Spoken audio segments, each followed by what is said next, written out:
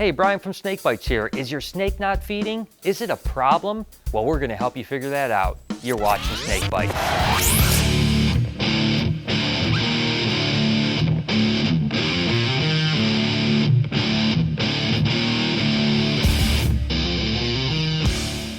Feeding snakes is arguably one of the most important things that you need to do while keeping reptiles. Unfortunately, it isn't always that easy. Take, for instance, this male ball python. It obviously has no interest in food. Now, one of the things I get the most phone calls about are people that just bought a snake and their snake won't feed. Now, there's many reasons why snakes don't feed, and we're going to cover a bunch of those right now. But take, for instance, this male ball python. We're going into the python breeding season, and oftentimes males go off of food leading up to the breeding season, and even will stay off food for the entire breeding season. Certainly nothing to worry about.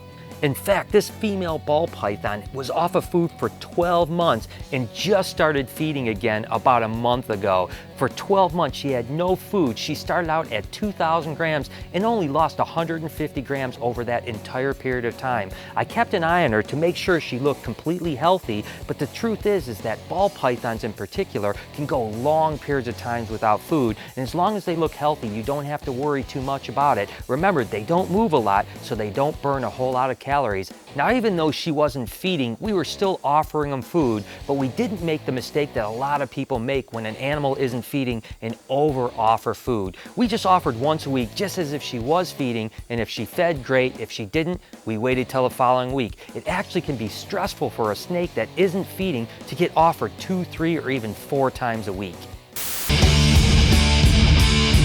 Today we're talking a lot about picky eaters, and I don't really think I'm a picky eater, but there are certain things I cannot eat. Like black licorice is absolutely disgusting. I just can't even think about it. It's just gross. So I want to know, what kind of things you guys just can't eat at all whatsoever? Leave a comment below and let us know what you think. Now, I mentioned before that the majority of those calls concerned about the problem feeders are from people that just received a new snake. Now, you have to remember, when you get a new snake, it's been through a lot of stress. It's in a bag, in a box, going across country, and eventually reaching your place. Then you have to take it out and put it away in a cage. As you can imagine, that's a lot of stress for a snake. And the number one reason why snakes don't feed is because of stress. Now, most breeders have already fed their snake a week or so before it's been shipped, so you don't have to be too concerned about it going a week or two after you get it. Again, the stress of shipping and going into a new cage can be a little bit freaky for an animal. I would first off never feed a snake within a day or two of getting it. Give it a few days to relax and settle into a new environment, then offer food. And even if it takes a week or even 2 to feed, don't stress out, just go through the motions. Chances are it's gonna feed for you. And remember, don't offer it food every single day. When a baby snake is first born or hatched, it absorbs the yolk from a yolk sac, so it actually lives off that yolk for the first couple weeks. So we don't even attempt to feed most baby snakes till they're about 7 to 10 days old, and many of them don't feed for the first 2 weeks. It's nothing to really be concerned about. But let's say that you either got a new snake, it's been a couple weeks, or you've hatched a snake and it's been a couple weeks. What's the next step? There are some tricks to get those picky feeders feeding. I'm going to turn it over to the master, Chewy. Here I am, Chewy, the master of trickery, the main man when it comes to feeding. One of my tricks is scenting. That's where you use a scent that the animal eats in the wild to scent a pinky with. I have different tricks for different species. For corn snakes, I like to use lizards. Any lizard will do. Okay, for hog-nosed snakes, I like to use some kind of fish scent. Sardines, tuna fish, canned salmon, mix it all together, whatever works. And for king snakes, as you know, they're cannibal snakes. So when we have deformed baby snakes, we like to put them in the freezer, euthanize them, and later cut them up and scent the pinky with dead snake. That sometimes works, but if you have a weak stomach, don't try it. Here I am again. Another technique we use is cupping. That's where you would take the pinky in the snake and put it in a cup and put it in a solitary confinement for a little while. Don't bother it, just leave it alone. This works particularly well with corn snakes, rough scale boas, Kenyan sand boas, any kind of snake basically. Now, another technique I use is split heading the pinky. I don't know why it works. I don't care why it works. You can ask Hen Dog all that bibble babble bull.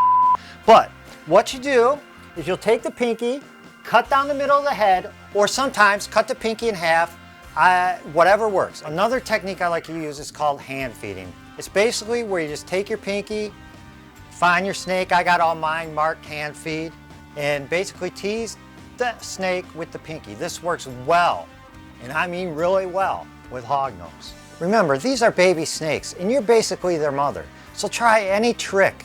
As long as it's safe and gets the animal to eat, it'll work.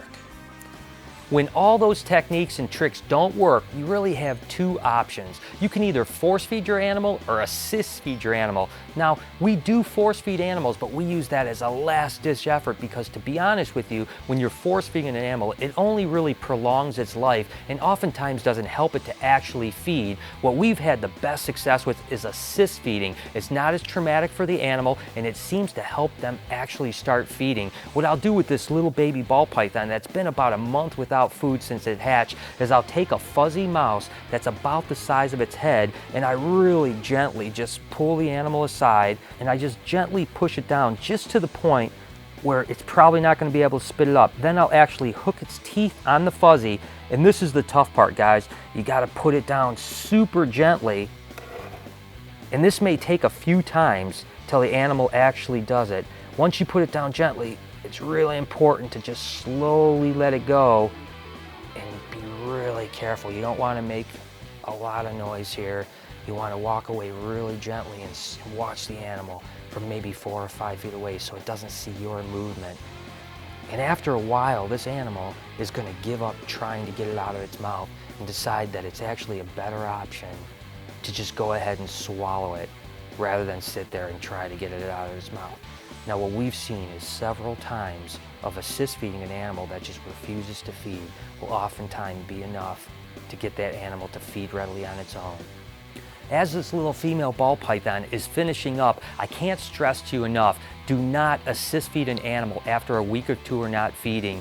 And really, if you have to assist feed an animal, it's always better to use someone that knows what they're doing. You don't want to harm the animal. And I want to echo what Chewy had to say. Whatever trick you use to get your snake to eat, as long as it's not something that's dangerous to the animal, is really good. As a matter of fact, I'd love to hear from you guys some of the tricks that you've used that we haven't already mentioned that's worked for you.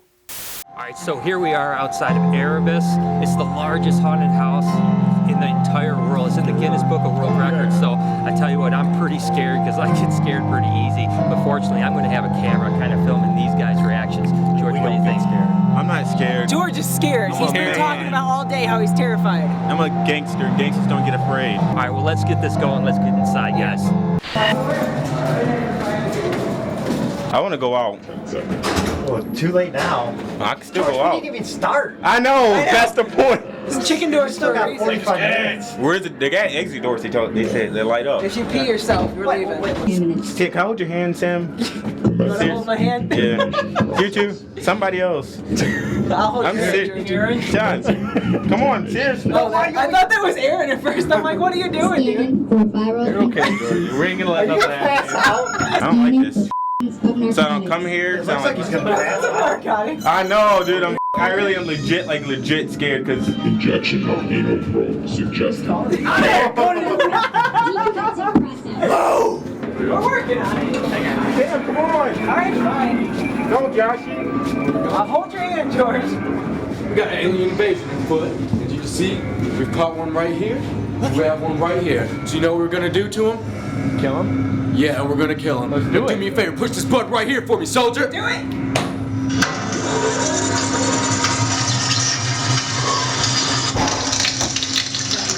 Boom! Another one down. Oh, God! Oh, God! Two-hand action. Yeah. George! Oh, God! Oh, God. Josh, come on. So I'll go first. Oh, God, I do not like this. We're probably about halfway through. It's freaking freaky as hell. George is freaking out. Sorry, behind you. Are you ready to visit the beast? Absolutely. Oh, my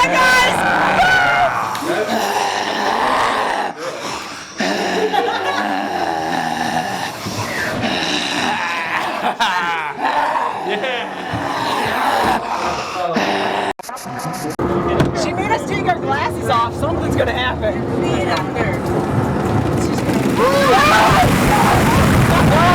It's gonna suck you in alive! Get some.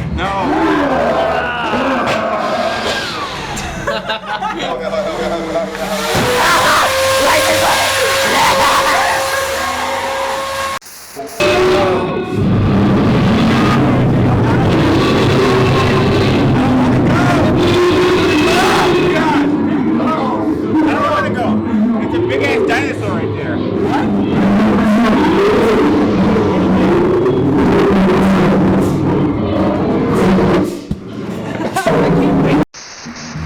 That's it? No. No, it is? Yes! Oh God, George, you made it through. Barely.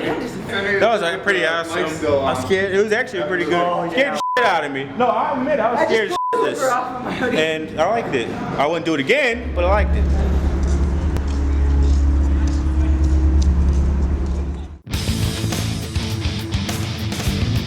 For this week's Comment of the Week, the question was, what's your favorite scary movie? And Freezer Chef said, Scariest film ever made would have to be Nightmare on Elm Street. Just the old school affects make somehow seem so real. Every time I watch it, I don't sleep for a week. Just to say I love the show, never miss an episode. And because of you guys, I decided to confront me fear of snakes. Many thanks, guys. yeah, I tell you what, that first one did freak me out the first time I saw it. The remake wasn't so good, and thanks so much for all your support. It's just awesome that you were able to get over your fear of snakes. Hey guys, thanks for watching the show. If you guys want to follow my daily escapades, make sure to hit me up on Twitter at SnakeBytesTV. Until next time, this has been Snake Bites.